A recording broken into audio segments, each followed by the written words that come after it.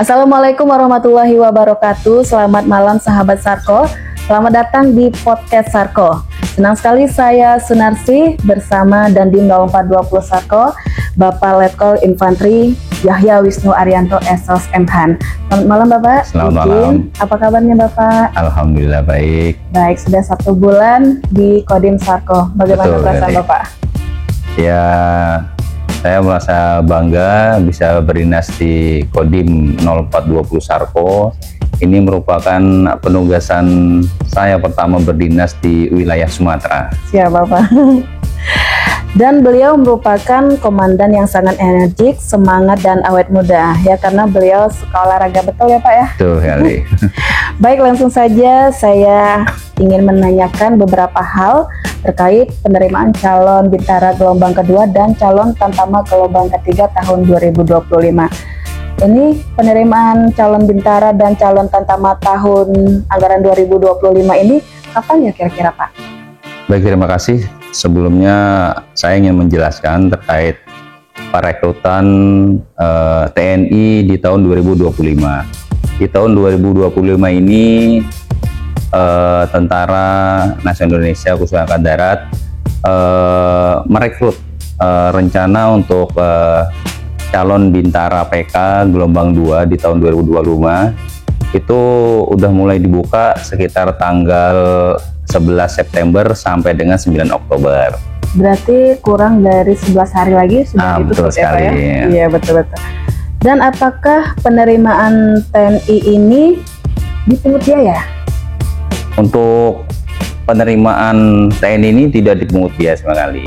Makanya dari pimpinan, dari Panglima TNI maupun Kasat, kemudian Pangdam, Komandan Korem, semuanya menekankan, maupun saya sendiri juga mengajak kepada seluruh Komandan Koramil untuk sosialisasi kepada masyarakat bahwa rekrutmen prajurit TNI itu tidak dipungut biaya sama sekali.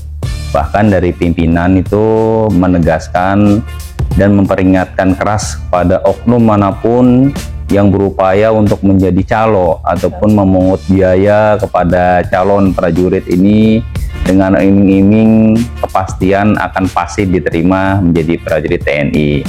Dan perlu juga kita ketahui bahwa menjadi seorang prajurit TNI ini ada beberapa persyaratan dan itu semua harus dilalui. Tidak akan mungkin bisa dimudahkan untuk lolos dengan bantuan dari calo ataupun dari siapapun yang memberikan jaminan bahwa dengan memberikan uang lantas lantas dia bisa lulus. Jadi apa syarat-syarat yang harus dipersiapkan para casis Bintara dan Tamtama untuk menjadi TNI Angkatan Darat? Jadi ada beberapa perubahan memang yang sekarang ini untuk persyaratan rekrutmen, terutama yang paling mendasar ini yang sering terjadi itu sering banyak menggagalkan. Memang yang pertama memang di bidang hasil nilai dari akhir ujian sekolah masing-masing. Mungkin terkait di sini mungkin NEM-nya tidak memenuhi persyaratan, tetapi ada kemudian yang berikutnya lagi ada juga tinggi badan. Nah ini ada perubahan di tahun ini, di mana untuk yang calon Bintara PK ini yang semula itu persyaratannya tinggi badan minimal 165 cm, sekarang berubah menjadi 163 cm. Kemudian untuk yang Tamtama PK juga yang semula tinggi badan minimal 163 cm sekarang berubah menjadi 158 cm. Ini merupakan peluang bagi mungkin ada yang udah pernah mendaftar tapi gagal di tinggi badan, belum berjuang sudah gagal. Mungkin ini kesempatan yang baik untuk mereka mendaftar ulang, untuk berjuang kembali, dimana mungkin yang waktu tahun kemarin mungkin pengen daftar Bintara tingginya 164,5, itu saja tidak memenuhi syarat. Ini diturunkan sehingga membuka peluang sekali kepada seluruh masyarakat yang akan mendaftar pada adik-adik. Selain tinggi badan, apakah kesehatan juga Pak? Betul, kesehatan. Jadi secara menjadi prajurit ini sebenarnya apabila sudah mengetahui pasti mereka akan menyiapkan dengan baik, dan saya pikir juga hal-hal ini apabila dipersiapkan dari jauh ini akan bisa menghasilkan hasil yang baik. Contoh misalnya dalam persyaratan yang secara global itu kan, untuk menjadi prajurit yang pertama mungkin di bidang akademik. Akademik ini meliputi mungkin NEM-nya bagus atau tidak, kemudian juga ada materi-materi lain yang nanti akan diujikan.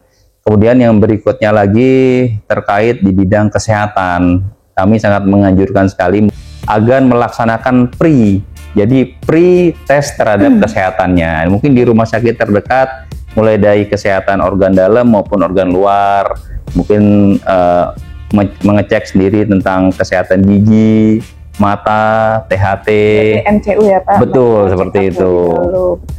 Itu di bidang kesehatan. Nanti mungkin ada lagi juga di bidang jasmani. Mungkin tiap prajurit, mungkin TNI ini kan tidak luput dari yang dicari kesehatan ataupun jasmani, fisik yang prima, sehingga yang baik. Mungkin semuanya udah umum bahwa di dalam jasmani ini yang dites itu yang pertama mungkin larinya, kemudian push up-nya, sit up-nya, pull up, dan renang dasar. Dan kelima yang Bapak sebutkan tadi, tentu ada teknik-teknik.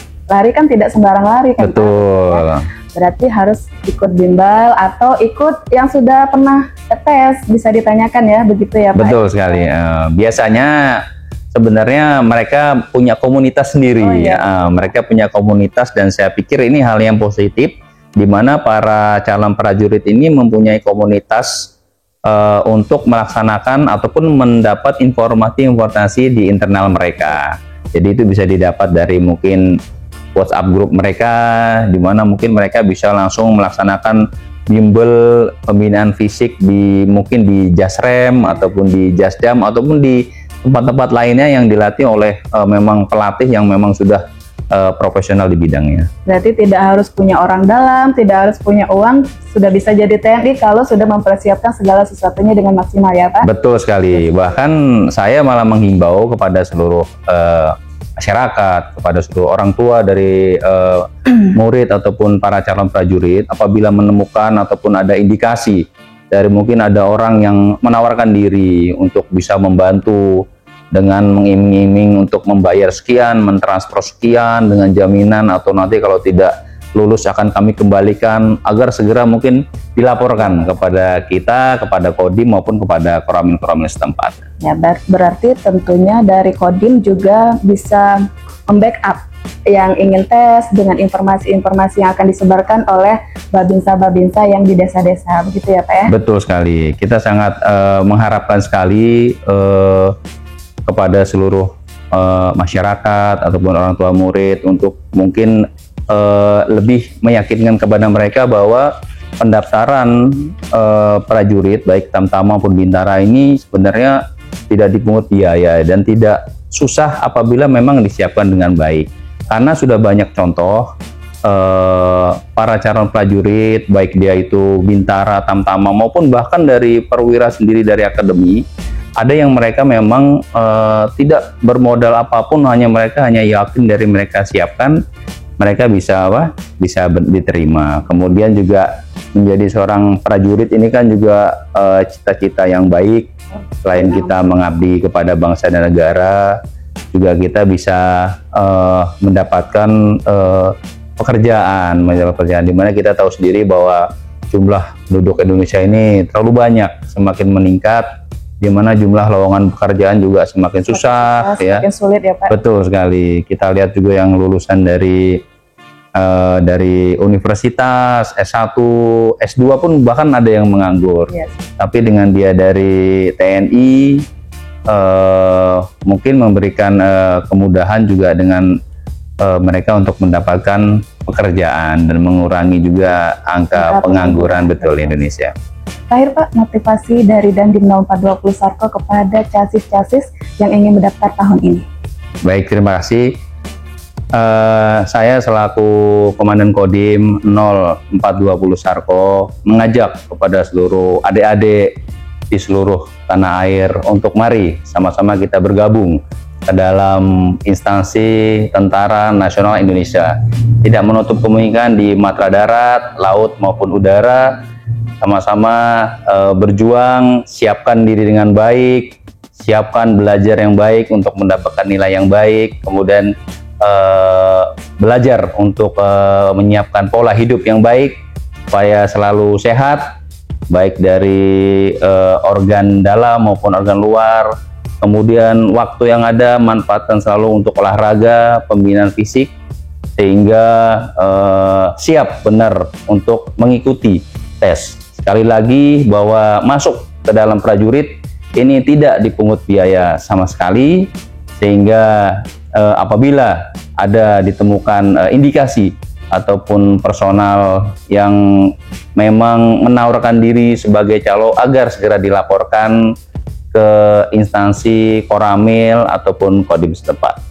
Mungkin itu saja dari saya. Sekali lagi kita harus bangga menjadi bagian dari prajurit Tentara Nasional Indonesia yang selalu menjaga kedaulatan dan keutuhan wilayah negara Indonesia. Baik sahabat Sarko, itu tadi motivasi dari Dandim 0420 Sarko. Semoga bisa menjadi penyemangat untuk adik-adik semua. Dan ada pepatah yang mengatakan usaha tidak mengkhianati hasil, tapi jangan lupa hasil akhir di tangan Allah Subhanahu wa Ta'ala. Demikian, terima kasih Bapak Dandim atas waktu dan kesempatannya. Semoga bermanfaat bagi para generasi muda, khususnya adik-adik generasi penerus bangsa yang bercita-cita menjadi prajurit TNI Angkatan Darat. Terima kasih sahabat sekalian yang sudah menyaksikan podcast kami pada hari ini. Saya Sunarsi dan Dandim 0420 Sarko, Bapak Letkol Infanteri Yahya Wisnu Arianto SOS Mhan. Mohon undur diri, sampai jumpa di lain kesempatan. Selamat malam, wassalamualaikum warahmatullahi wabarakatuh. Sarko berhasil.